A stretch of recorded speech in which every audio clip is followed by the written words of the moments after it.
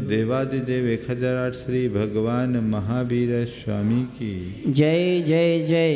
अहिंसा परमो धर्म की जय जय जय। परम पूज्य आचार्य गुरुवर श्री विद्यासागर जी महाराज की जय जय जय। बोले परम पूज्य श्री प्रमाण सागर जी महाराज के नमोस्तु गुरुवर नमोस्तु। एक व्यक्ति ने रात्रि के अंतिम प्रहर में सपना देखा। देखता क्या है कि उसे भगवान के दर्शन हुए और भगवान ने कहा, यहाँ क्यों पड़ा है, उठ, पूरब दिशा में 3 मील आगे जा, नदी के तट पर झोपड़ी में एक साधु रहता है, उसकी कुटिया है, वहाँ साधु रहता है। तो जा, उसके पास बेशकीमती पारसमणि है, उससे मांग कर ले ले, तेरा जीवन निहाल हो जाएगा। और इतने में ही नींद खुल गई, फूला न समाया। एक तो परमात्मा का दर्शन, दूसरा पूरे जीवन का दारिद्र्य मिटने का उपाय। पाँव फटने के पहले ही वो घर से निकल पड़ा। दूर से ही उसे साधु की कुटिया दिखी, निकट पहुंचा, साधु महाराज को प्रणाम किया। रात्रि में दिखे सपने की बात की और पूछा, गुरुदेव आपके पास वो पारसमणि है? बोले है। तो क्या आप मुझे दे देंगे? बोले दे दूंगा, कृपया दे दीजिए। बस तुझे पारसमणि चाहिए तो ले ले, पर वो मेरे पास यहाँ नहीं है। बोले कहाँ है? बोले देख, आधा मील दूर वो ऊंचा बरगद का पेड़ दिख रहा है, उसके नीचे मैंने रख छोड़ा है, जाके तू उठा ले। वो सीधे बरगद के पेड़ की ओर बढ़ा। दूर से ही उसे चमकती हुई पारसमणि दिखाई पड़ी। वो तेजी से आगे बढ़ा, उमंगों से भरकर लपक कर उसे उठाया। पर तभी उसके मन में एक नया विचार कौन था? निश्चित ही ये संत बहुत महान है, तभी तो पारसमणि जैसी कीमती मणि को भी खुले आसमान के नीचे रख छोड़ा है। यदि मुझे मांगना ही है तो इस मणि को क्यों मांगूं जो खुले आसमान के नीचे रखता है? वह क्यों ना मांगो जो इससे भी मूल्यवान। और इसी विचार के साथ वो मणि उसके हाथ से छिटक कर नीचे गिर पड़ी। खाली हाथ हुआ है। वापस संत चरणों में उपस्थित हुआ। इससे पहले कि वह कुछ पूछे, संत ने पूछा, क्यों मणि ले आए? नहीं गुरुदेव, मुझे वह मणि नहीं चाहिए जिसे आप खुले आसमान के नीचे रखते हैं।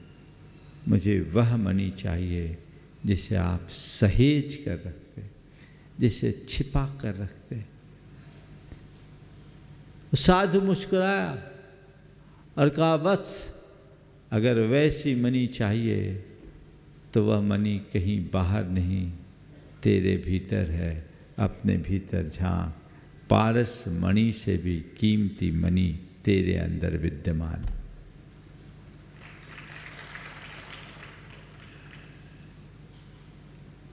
पारसमणि का मूल्य है, लेकिन हमारे भीतर जो है वह अमूल्य है। दीपावली निकट है। कल से आप लोग धनतेरस मना रहे हैं। आज भी धनतेरस है। प्रायः लोगों की दृष्टि धन वैभव पर केंद्रित होती है। दीपावली को भी लोग धन का पर्व मानने लगे और मूल उद्देश्य धनोपासना का ही बनता जा रहा है। मानता हूं जीवन के निर्वाह में धन का एक महत्वपूर्ण स्थान है। बिना धन पैसे के तुम्हारे जीवन का गुजारा नहीं चल सकता, पर जीवन के गुजारे के लिए धन पैसा जोड़ना समझ में आता है, पर केवल धन पैसे के लिए जीवन गुजार देना समझ से परे है। आपके जीवन की प्राथमिकता क्या है? जड़ धन या जीवन धन? किसे प्रायोरिटी दोगे?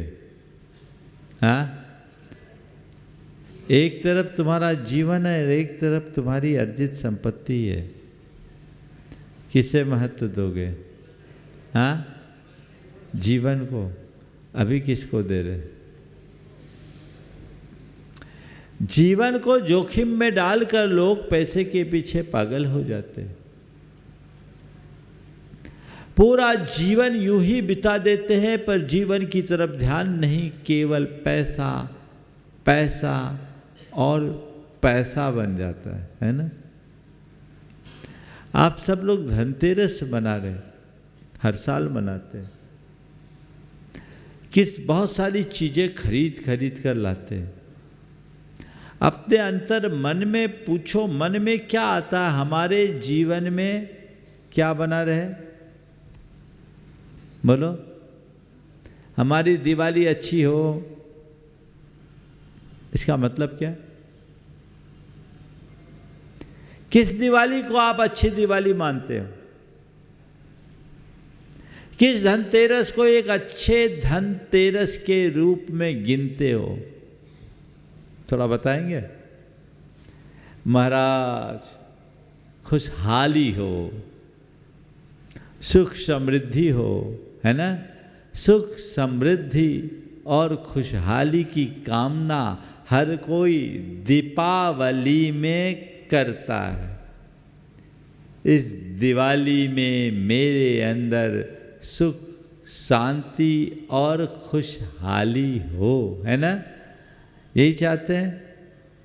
पर वो सुख शांति और खुशहाली किस में खोजते हैं? हाँ, प्रॉस्पेरिटी में ना? किस में? समृद्धि में। और समृद्धि भी कैसी? केवल और केवल भौतिक समृद्धि। यही खोजते हो ना? अच्छी अर्निंग हो, अच्छी कमाई हो, अच्छी बचत हो, अच्छा फायदा हो, यही कुछ ना? हाँ, कि मेरे जीवन में सकारात्मकता हो, मेरे हृदय में प्रसन्नता हो, मेरे व्यवहार में विनम्रता हो और मेरे मन में शांति हो। क्या सोचते हो? बोलो, पहले वाली बात कि दो बाद वाली बात?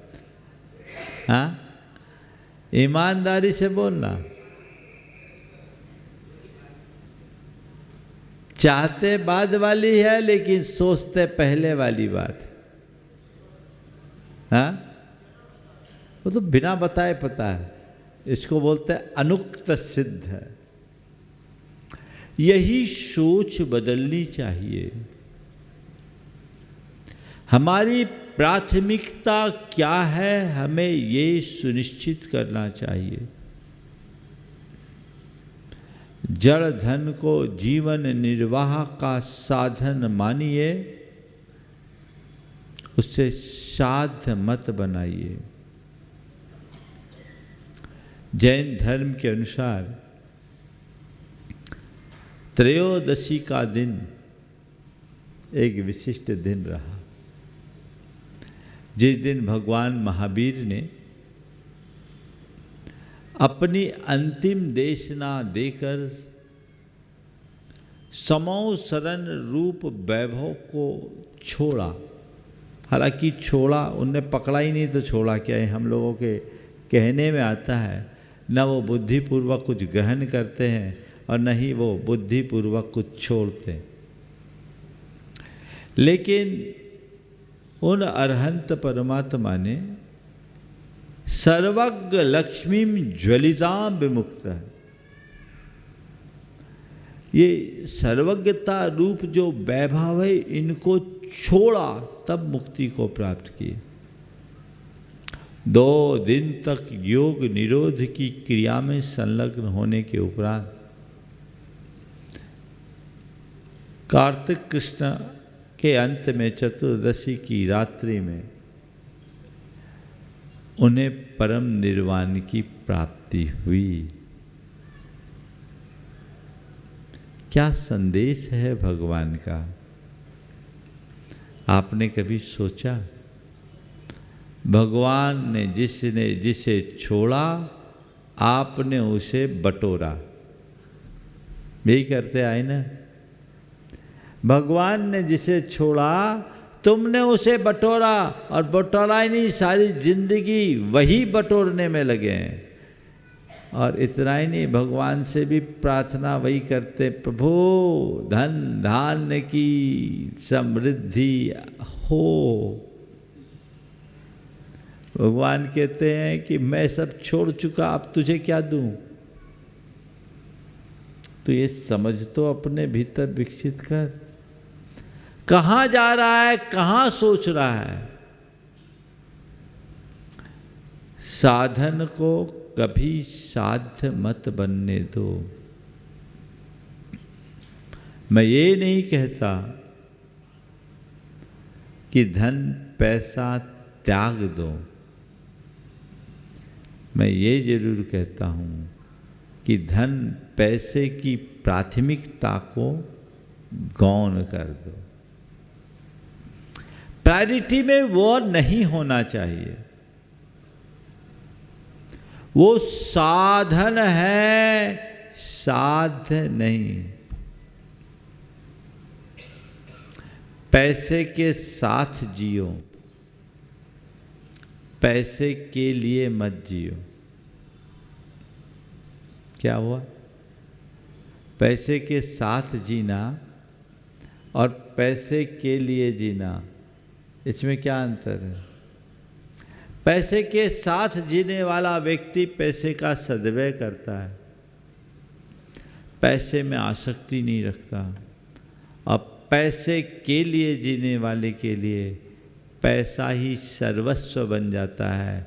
वो पैसे के लिए जीता है और पैसे के लिए मरता है, बल्कि मरने मारने के लिए तैयार हो जाता है। प्राथमिकता यदि सही हो तो कहीं परेशानी नहीं होती, और जिसके लिए पैसा ही सर्वोपरि हो जाता उसके पास सिवाय परेशानी के और कुछ नहीं होता। मैं 2 उदाहरण आप सबके बीच रखना चाहता हूँ।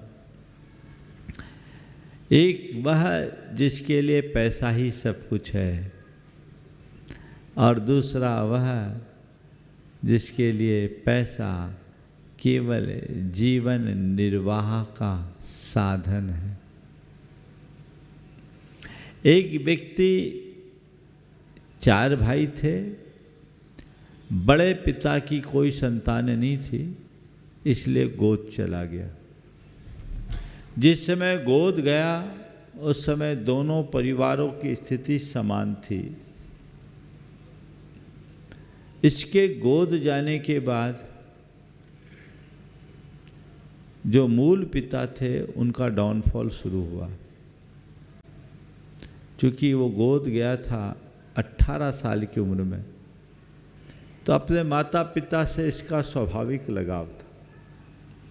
ये जहाँ गया अपने बड़े पिता के यहाँ गोद, वहाँ तो और दिन दुनी रात चौगनी वृद्धि और इधर डाउनफॉल। इसके बावजूद इसने अपने माता पिता और भाइयों के प्रति स्नेहवश सब कुछ किया, अपने आप को कभी अलग नहीं समझा।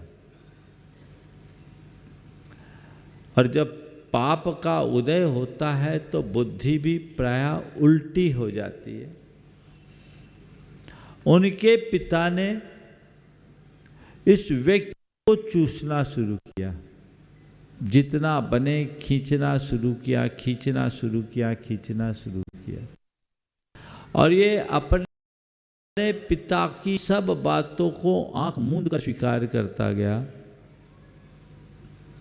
जिनके यहाँ गोद गया उनकी मृत्यु हो गई, और माता पिता दोनों की मृत्यु के बाद गोद जाने के उपरांत भी अपने जन्मदाता माता पिता को ही उसने सर्वस्व माना। लेकिन उसके माता पिता पूरी तरह मनी माइंडेड थे, भाई भी मनी माइंडेड था। सब खींचता गया, खींचता गया, खींचता गया। और इसे जब अपने बेटी की शादी के लिए रुपयों की ज़रूरत पड़ी, बात की, तो उनने साफ मना कर दिया कि तुम्हारा अब इस घर से क्या नाता, तुम तो गोद चले गए हो, तुम्हारा घर अलग है, तुम्हारा सब काम अलग है, तुम अपने दम पर जो कर सकते हो करो, हमसे तुम्हारा कोई नाता नहीं है।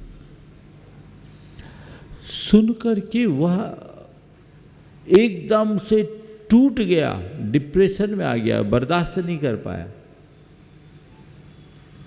एकदम टूट गया, बर्दाश्त नहीं कर पाया कि इतना बड़ा धोखा, इनके लिए पैसा ही सब कुछ, जबकि मैंने पैसे की जगह परिवार को प्रमुखता दी। मैं चाहता तो मुझे इनसे कोई लेना देना नहीं था, लेकिन इनने मेरे साथ इतनी बड़ी चीटिंग क्यों की। डिप्रेशन में आ गया। उसकी धर्मपत्नी बड़ी धर्मात्मा और तत्वज्ञ थी। वो उस व्यक्ति को लेकर आई और कहा, महाराज जी इनको समझाइए। उनके लिए पैसा सब कुछ था, पर हम जानते हैं पैसा किसी का नहीं रहा। आना होगा तो आ जाएगा, जाना होगा तो चला जाएगा। जो था वह भी हमारा नहीं, और जो गया वह भी हमारा नहीं। इन्हें ये समझाइए कि पैसा जीवन के लिए है, जीवन पैसे के लिए नहीं। इतना सब कुछ चले जाने के बाद भी आज अपने पास इतना है कि हम अपना जीवन अच्छे से निभा सकते हैं। इस तरह ये लस्त पस्त बने रहेंगे, इस तरह सुस्त बन करके जिएंगे तो हम अपने जीवन का रस कैसे ले पाएंगे। महाराज जी आप इनको थोड़ा मोटिवेट कीजिए। मैं इन्हें समझा समझा कर थक गई, मेरी ये सुनते नहीं। आपसे इनका किंचित लगाव है, आप ही इनको समझा सकते हैं। उस व्यक्ति को समझाने में मुझे 15 दिन लगे। रोज़ थोड़ा थोड़ा थोड़ा थोड़ा थोड़ा मोटिवेशन दिया। ये घटना 2010 की। उससे वो व्यक्ति फिर धीरे से बाहर निकला। आज स्थिति उसकी वापस सुधर गई। लेकिन वो व्यक्ति कहता है, मैंने पैसे की माया को देख लिया। जिनके लिए पैसा ही सब कुछ है, उनके लिए बाकी बातें अर्थहीन हो जाती है। पर मुझे लगता है इन पैसों का अब मैं करूँगा क्या। जीवन में बहुत सारे लोग ऐसे हैं। एक दूसरे सज्जन, शायद मैंने 1-2 दिन पहले शंका समाधान में बताया या चर्चा में बताया, मुझे नहीं मालूम, लेकिन ये बहुत महत्वपूर्ण संबंध है। एक दूसरे सज्जन जो आज खरबपति व्यक्तियों की श्रेणी में है, मुझसे जुड़े हुए, शायद चर्चा में मैंने बताई। उस व्यक्ति ने अपने जीवन की एक कहानी बताई कि महाराज जी 6.5 वर्ष की उम्र में मैंने आधी दुनिया घूम ली। शायद बताया क्या, प्रवचन में बताया, शंका समाधान में? हाँ, शंका समाधान में बताया, प्रवचन में नहीं बताया। चलो रिपीट कर देता हूँ। अच्छी बातें बार बार सुनना अच्छा रहता है। 6.5 वर्ष की उम्र में मैंने आधी दुनिया घूम ली। और महाराज एक वक्त ऐसा भी आया, एक वक्त ऐसा भी आया कि मैंने दूसरों की रोटी चुरा के खाई। 6.5 साल की उम्र में आधी दुनिया घूमने की हैसियत रखने वाला व्यक्ति ऐसी स्थिति के सामना करने के लिए भी बाध्य हो सकता है जिसे रोटी भी चुरा के खानी पड़े। और आज मेरे पास अरबों का साम्राज्य है। महाराज लगता है सच में आप लोग जो बोलते हो वो पैसा अभिमान और आसक्ति करने के लायक नहीं है। आज है, कल रहे न रहे कोई फर्क नहीं पड़ता। और जब तक अनुकूल संयोग है तो कहते हैं पैसों की बौछार है, और संयोग बदल जाए तो बंटा धार है। यही है ना, इधर बौछार इधर बंटा धार। एक पल में कब क्या से क्या हो जाए कोई पता नहीं, कब खेल बदल जाए कोई भरोसा नहीं, है ना। तो इस सच्चाई को समझिए ना, इनसे चिपकने की क्या आवश्यकता। इनसे चिपकने में कोई लाभ नहीं, बल्कि सत्य को स्वीकारते हुए जीवन की दिशा बदलने वाले लोग ही अपने जीवन का वास्तविक लाभ उठा पाते। साधन माने साध्य नहीं, जड़ धन से ज़्यादा महत्व जीवन धन को देना सीखे, है उसका सदुपयोग करे और उपभोग करे। इसके अलावा तीसरा और कोई रास्ता कभी समझने जैसा नहीं है। हम ऐसी दृष्टि अपने अंतरंग में विकसित करें तो ये मान करके चलिए हम अपने जीवन को एक रचनात्मक दिशा में आगे बढ़ा सकते हैं।